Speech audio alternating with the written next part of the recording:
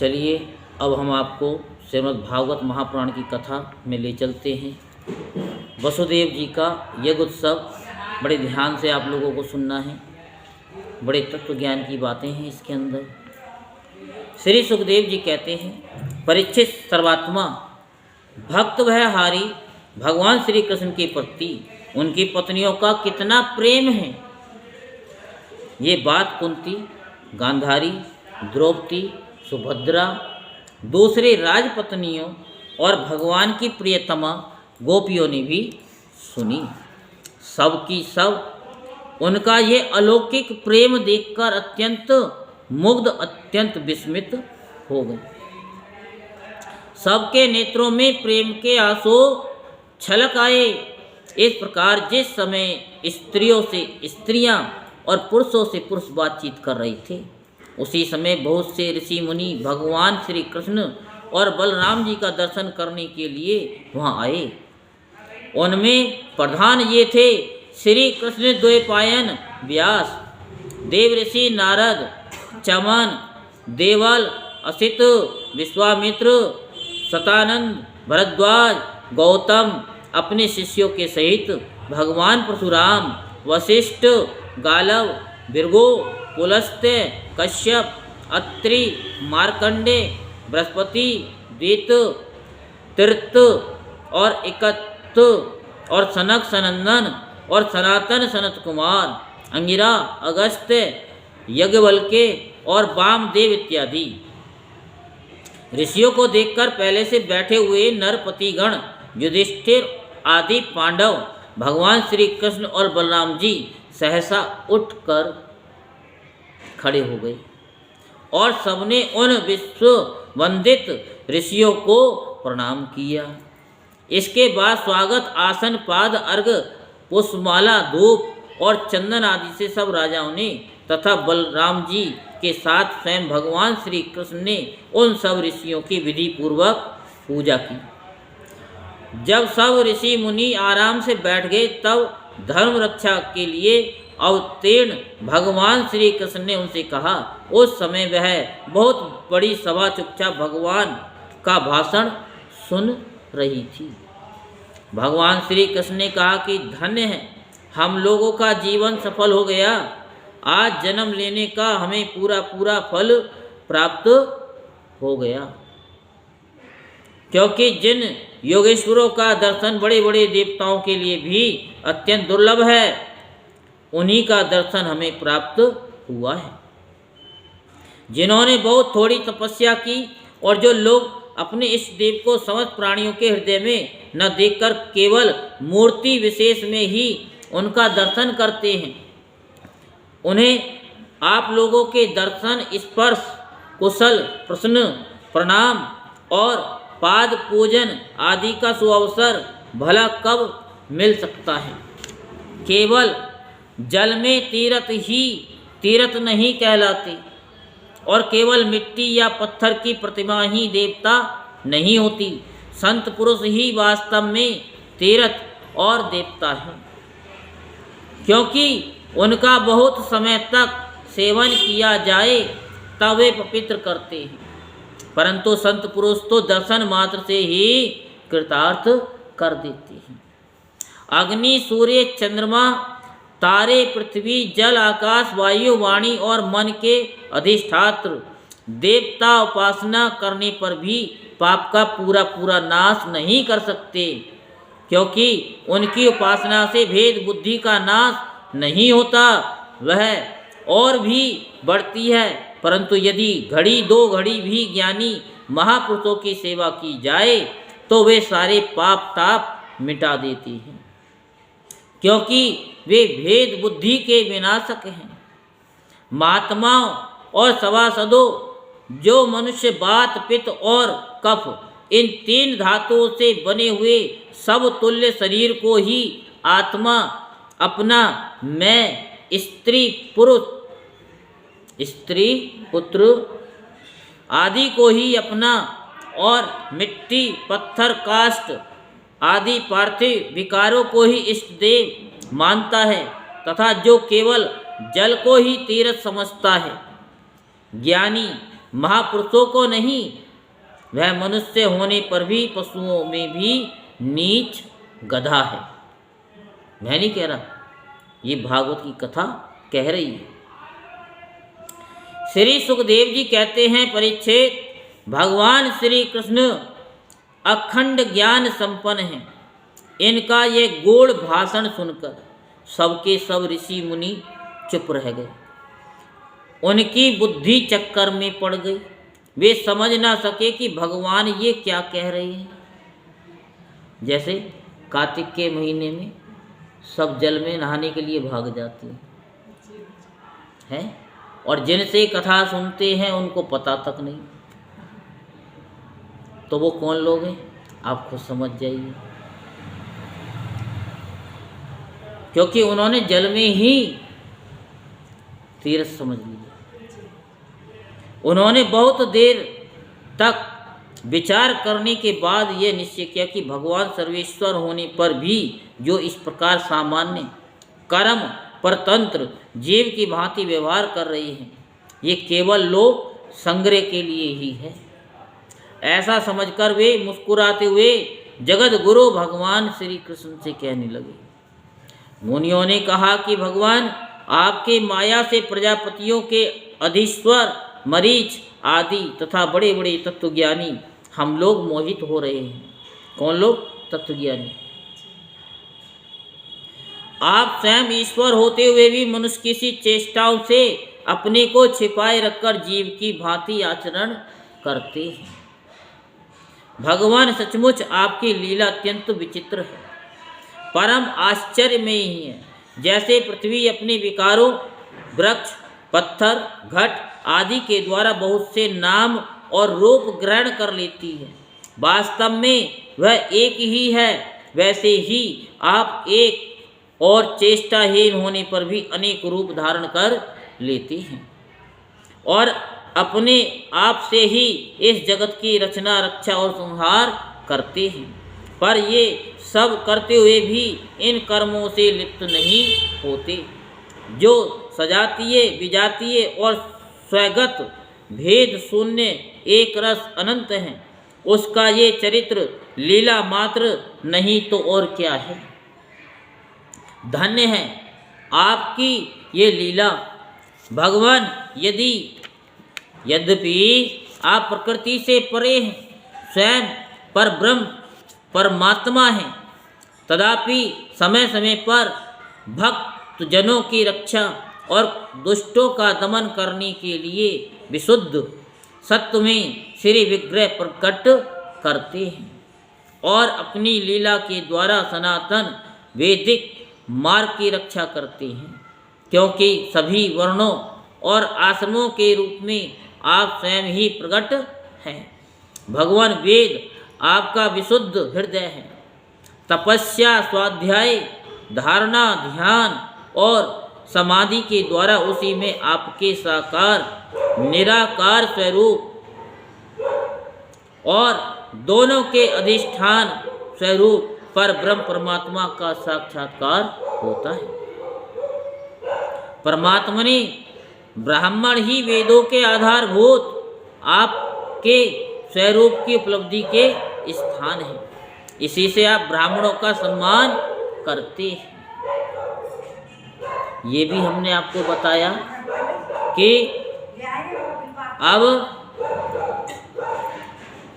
ब्राह्मणों का सम्मान करते हैं। ये भी हमने आपको बताया है क्या कि जो तत्व ज्ञान की तरफ चलते हैं उन्हें फिर तीर्थ करने की आवश्यकता होती है कि नहीं होती।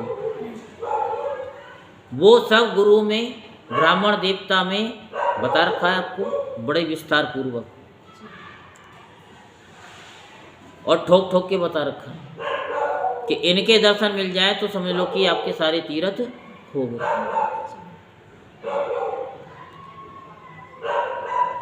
उसके बाद भी हम लोग भागते रहते हैं, इधर उधर भटकते रहते हैं। तो यह कथा को बड़े ध्यान से सुनो और इसी से आप ब्राह्मण भक्तों में अग्रगण्य भी हैं।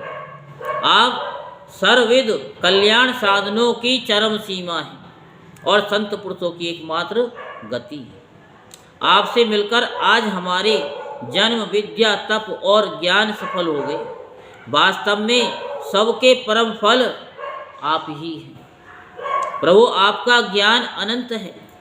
आप स्वयं सच्चिदानंद स्वरूप पर ब्रह्म परमात्मा भगवान हैं। आपने अपनी अचिंत्य शक्ति योग माया के द्वारा अपनी महिमा छिपा रखी है। हम आपको नमस्कार करते हैं। ये सभा में बैठे हुए राजा लोग और दूसरों की तो बात ही क्या, स्वयं आपके साथ आहार विहार करने वाले यदुवंशी लोग भी आपको वास्तव में नहीं जानते, क्योंकि आपने अपने स्वरूप को, जो सबका आत्मा, जगत का आदि कारण और नियंता है, माया के पर्दे से ढक रखा है। ऐसे गुरु भी अपनी उसको ढक के रखते हैं। जैसे आप अपने धन को बड़े सुरक्षित रखते हैं। कोई आपका कितना भी प्यारा आ जाए, आप उसको नहीं बताएंगे कि हमने धन को कहाँ छिपा रखा है। सबको दिखाएंगे कि अपनी तिजोरी दिखाएंगे, कभी नहीं दिखाएंगे, चाहे वो कितना प्यारे से प्यारा हो। अगर आपके गुरुजी भी पहुंच जाएंगे ना, तो गुरुजी को भी नहीं बताएंगे ये हमारी तिजोरी है। सब कुछ बता देंगे, पुत्र भी है, घर भी है, सब कुछ है। जब मनुष्य सपन देखने लगता है, उस समय सपन के मिथ्या पदार्थों को ही सत्य समझ लेता है और नाम मात्र के इंद्रियों से प्रतीत होने वाले अपने सपन शरीर को ही वास्तविक शरीर मान बैठता है। उसे उतनी देर के लिए इस बात का बिल्कुल ही पता नहीं रहता कि सपन शरीर के अतिरिक्त एक जागृत अवस्था का शरीर भी है। समझ में आ रहा है? ये बताइए, ये सपन शरीर और जागृत शरीर ये बताइए। सपने में कोई हमारा सिर काटता है, हमें चोट लगती है, तो कितना दर्द होता है। जितना दर्द हमें हकीकत में होता है, तो ये जागृत अवस्था है। लेकिन जो तत्व ज्ञानी होते हैं, वो असली जागृत अवस्था होती है। एक तो सपने में दर्द हुआ, जब आँख खुली तो वो दर्द ऐसा ही महसूस हुआ जैसे जागृत अवस्था में होता है। तो ठीक इसी प्रकार जागृत अवस्था में भी इंद्रियों की प्रवृत्ति रूप माया से चित्त मोहित होकर नाम मात्र के विषयों में भटकने लगता है। उस समय भी चित्त के चक्कर से विवेक शक्ति ढक जाती है। जो ज्ञान की शक्ति है वो ढक जाती है, और ये जीव ये नहीं जान पाता कि इस जागृत संसार से परे है। वो बड़े बड़े ऋषि मुनि अत्यंत परिपक्व योग साधना के द्वारा आपके उन चरण कमलों को हृदय में धारण करते हैं, जो समस्त पाप राशि को नष्ट करने वाले गंगा जल के भी आश्रय स्थान है। ये बड़े सौभाग्य की बात है कि आज हमें उन्हीं का दर्शन हुआ है। प्रभु, हम आपके भक्त हैं, आप हम पर अनुग्रह कीजिए, क्योंकि आपके परम पद की प्राप्ति उन्हीं लोगों को होती है जिनका लिंग शरीर रूप जीव कोष आपकी उत्कृष्ट भक्ति के द्वारा नष्ट हो जाता है। आगे सुनो। श्री सुखदेव जी कहते हैं कि राज ऋषि भगवान की इस प्रकार स्तुति करके और उनसे राजा धृतराष्ट्र से तथा धर्मराज युधिष्ठिर जी से अनुमति लेकर उन लोगों ने अपने अपने आश्रम पर जाने का विचार किया। परम यशस्वी वसुदेव जी उनका जाने का विचार देखकर उनके पास आए और उन्हें प्रणाम किया और उनके चरण पकड़कर बड़ी नम्रता से निवेदन करने लगे। वसुदेव जी ने कहा कि ऋषियों, आप लोग सर्वदेव स्वरूप हैं, मैं आपको नमस्कार करता हूँ। आप लोग कृपा करके मेरी एक प्रार्थना सुन लीजिए। वह यह है कि जिन कर्मों के अनुष्ठान से कर्मों और कर्म वासनाओं का आत्यंतिक नाश मोक्ष हो जाए, उनका आप मुझे उपदेश कीजिए। तो नारद जी कहते हैं कि ऋषियों, ये कोई आश्चर्य की बात नहीं है कि वसुदेव जी श्री कृष्ण को अपना बालक समझकर शुद्ध जिज्ञासा के भाव से अपने कल्याण का साधन हम लोगों से पूछ रहे हैं। संसार में बहुत पास रहना मनुष्य के अनादर का कारण हुआ करता है। देखते हैं कि गंगा तट पर रहने वाला पुरुष गंगाजल छोड़कर अपनी शुद्धि के लिए दूसरे तीर्थ में जाता है। श्री कृष्ण की अनुमति समय के फेर से होने वाली जगत की सृष्टि स्थिति और प्रलय से मिटने वाली नहीं है। वह स्वतः किसी दूसरे निमित्त से, गुणों से और किसी से भी क्षीण नहीं होती। उनका ज्ञान में स्वरूप अविद्या, राग द्वेष आदि कलेश, पुण्य पाप में कर्म, सुख दुखादि कर्म फल तथा सत्व आदि गुणों के प्रभाव से खंडित नहीं है। वे स्वयं अद्वितीय परमात्मा हैं। जब वे अपने को अपनी ही शक्तियों, प्राण आदि से ढक लेते हैं, तब मूर्ख लोग ऐसा समझते हैं कि वे ढक गए, जैसे बादल, कोहरा या ग्रहण के द्वारा अपने नेत्रों के ढक जाने पर सूर्य को ढका हुआ मान लेती है।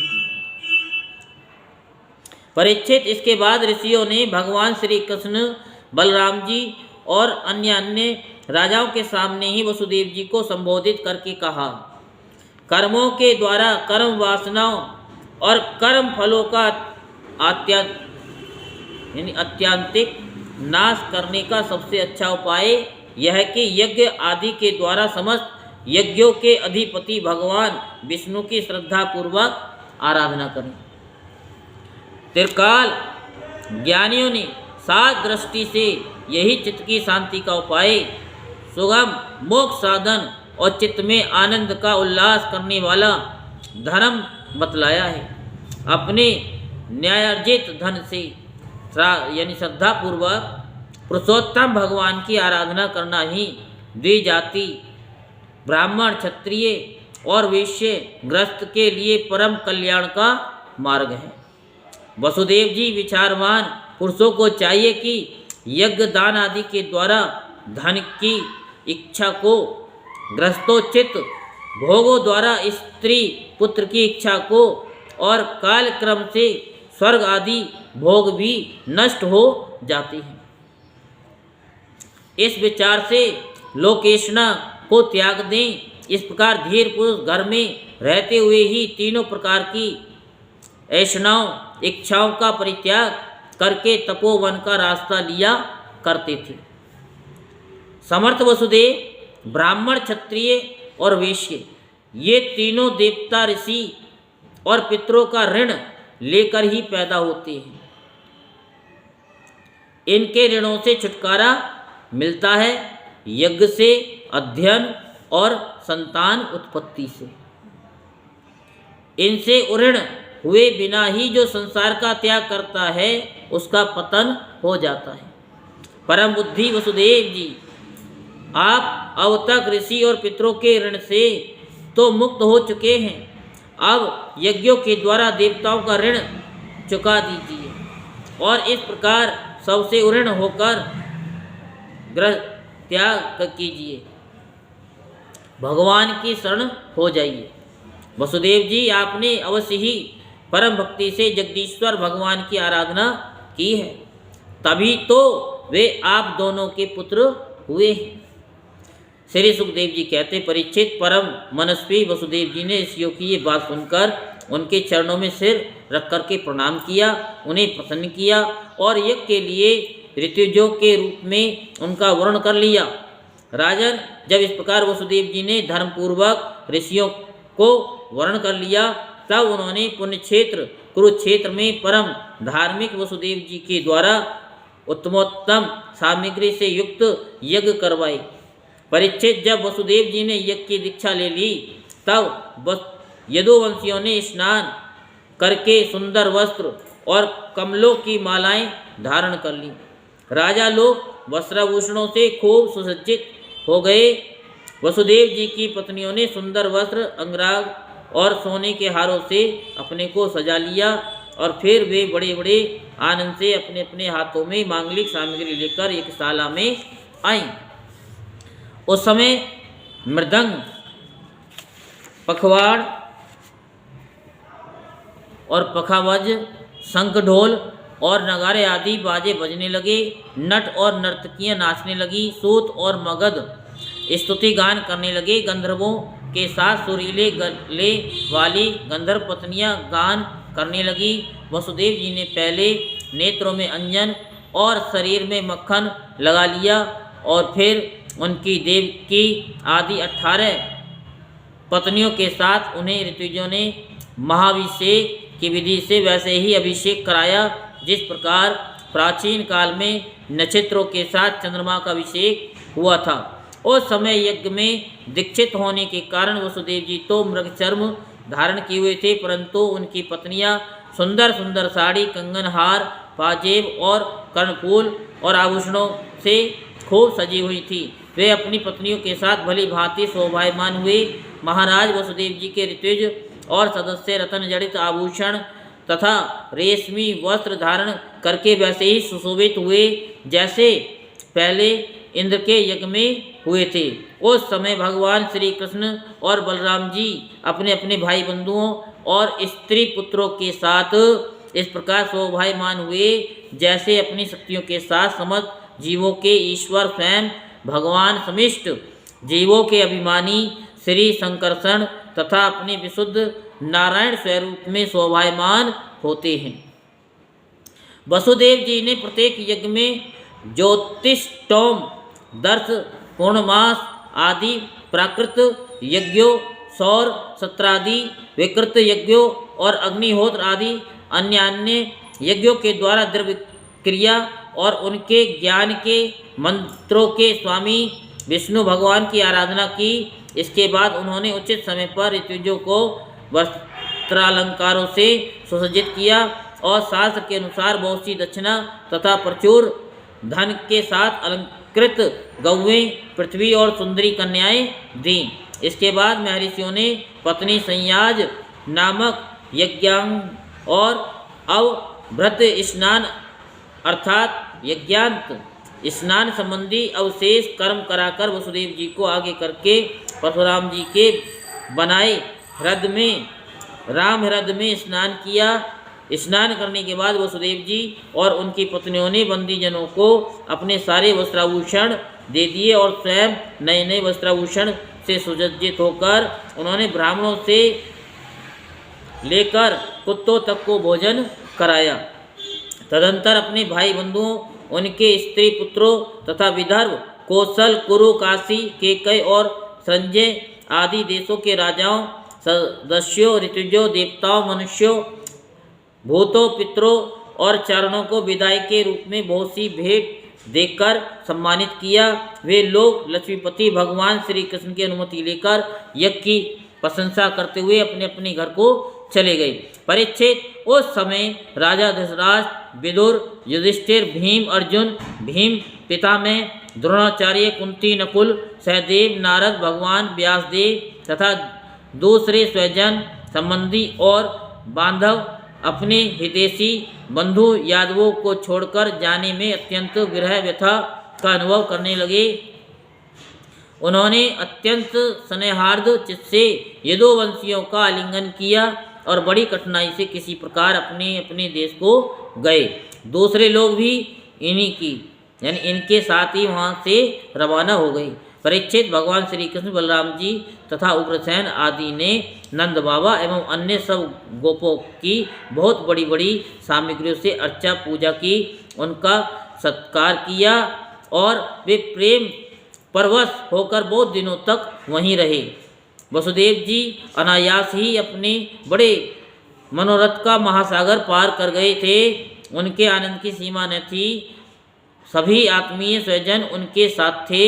उन्होंने नंद बाबा का हाथ पकड़कर कहा, वसुदेव जी ने कहा, भाई जी, भगवान ने मनुष्यों के लिए एक बहुत बड़ा बंधन बना दिया है। उस बंधन का नाम है स्नेह, प्रेम, पास। मैं तो ऐसा समझता हूँ कि बड़े बड़े सूरवीर और योगी यति भी उसे तोड़ने में असमर्थ हैं। आपने हम अकृतज्ञों के प्रति अनुपम मित्रता का व्यवहार किया है। क्यों न हो आप सरीके संत शिरोमणियों का तो ऐसा स्वभाव ही होता है, हम इसका कभी बदला नहीं चुका सकते, आपको इसका कोई फल नहीं दे सकते, फिर भी हमारा ये मैत्री संबंध कभी टूटने वाला नहीं है। आप इनको सदा निभाते रहेंगे। भाई जी, पहले तो बंदी गृह में बंद होने के कारण हम आपका कुछ भी प्रिय और हित न कर सके। अब हमारी ये दशा हो रही है कि हम धन संपत्ति के नशे से, श्रीमद से अंधे हो रहे हैं। आप हमारे सामने हैं तो भी हम आपकी ओर नहीं देख पाते। दूसरों के सम्मान देकर स्वयं सम्मान न चाहने वाले भाई जी जो कल्याणकामी हैं, उसे राज्य लक्ष्मी न मिले, इसी में उसका भला है, क्योंकि मनुष्य राज्य लक्ष्मी से अंधा हो जाता है और अपने भाई बंधु स्वजनों तक को नहीं देख पाता। श्री सुखदेव जी कहते, परीक्षित, इस प्रकार कहते कहते वसुदेव जी का हृदय प्रेम से गदगद हो गया। उन्हें नंद बाबा की मित्रता और बाहर स्मरण हो आए। उनके नेत्रों में प्रेमाश्रु उमड़ आए, वे रोने लगे। नंद जी अपने सखा वसुदेव जी को प्रसन्न करने के लिए एवं भगवान श्री कृष्ण और बलराम जी के प्रेम पास में बदकर आजकल करते करते 3 महीने तक वहीं रह गए। यदुवंशियों ने जी भरकर उनका सम्मान किया। इसके बाद बहुमूल्य आभूषण, रेशमी वस्त्र, नाना प्रकार की उत्तमोत्तम सामग्रियों और भोगों से नंद बाबा को, उनके ब्रजवासी साथियों को और बंधु बांधवों को खूब तृप्त किया। वसुदेव जी, उग्रसेन, श्री कृष्ण, बलराम, उद्धव आदि यदुवंशियों ने अलग अलग उन्हें अनेक प्रकार की भेंटें दी। उनके विदा करने पर उन सब सामग्रियों को लेकर नंद बाबा अपने ब्रज के लिए रवाना हो गए। नंद बाबा गोपों और गोपिकाओं का चित्त भगवान श्री कृष्ण के चरण कमलों में इस प्रकार लग गया कि वे फिर प्रयत्न करने पर भी उसे वहाँ से लौटा न सके। सुतराम बिना ही मन के उन्होंने मथुरा की यात्रा की। जब सब बंधु बांधव वहाँ से विदा हो चुके, तब भगवान श्री कृष्ण को ही एकमात्र इष्टदेव मानने वाले यदुवंशियों ने ये देख लिया कि अब वर्षा ऋतु आ पहुँची है, द्वारका के लिए प्रस्थान किया जाए। वहाँ जाकर उन्होंने सब लोगों से वसुदेव जी के यज्ञ महोत्सव, स्वजन संबंधियों के दर्शन, मिलन आदि तीर्थ यात्रा के प्रसंगों को कह सुनाया। बोल वृंदावन बिहारी लाल की जय, बोल बांके बिहारी लाल की जय। जय जय श्री राधेश्याम, जय जय श्री राधेश्याम, जय जय श्री राधे।